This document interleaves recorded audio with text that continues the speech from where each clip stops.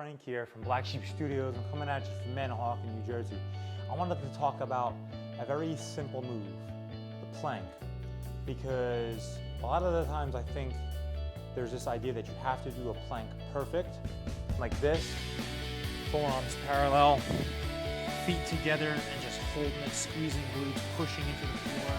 I'm looking in the mirror, I'm doing pretty good here. I got a little bit of an arch in my upper back, my low back seems to be fully straight. I'm knocking my knees out soft, my forearms are parallel, and I'm really pushing my forearms away. So this is a really textbook plank right here, okay? Great. Not everybody can hold that position for even 30 seconds, let alone a minute. So I realized that not every plank has to be built the same. For example, I can get here. Now let's say I couldn't hold my plank. See, I'm dipping down here, my low back is kind of caved in, right? So what I can do is, I can walk my feet up and be a little bit of a narrower position. My hips are high. Some people might say this is the wrong way to do a plank. I can still feel a lot of tension here in my abs. You can hear it coming through the top. My shoulders are actually doing a little bit more work, right? But it's a little easier to hold in my back position because my body is not so elongated, right?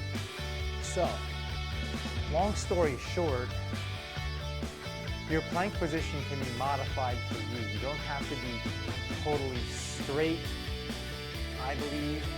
You can shorten the distance between your toes and your hands to create a little bit less tension in the low back. You're going to get more tension in the shoulders, but there's a lot of ways to do it. You can still challenge the position. The position itself is still a very different position that you hold from your daily movement pattern to just walking around.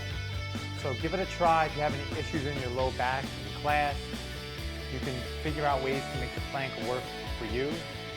Some people do a high plank.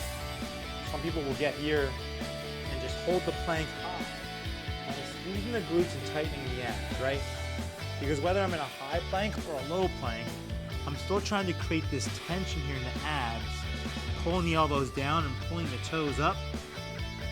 So my abdominals are still basically doing a crunch. You can do a crunch movement or think about doing a crunch movement in a plank position. It's going to challenge that plank. So I just wanted to give this little high-level explanation on a plank, how to do it good, ways to make things feel less painful on the low back, because that is a big issue for most people. If you have any questions about this, just message me. You can comment anything you want to do.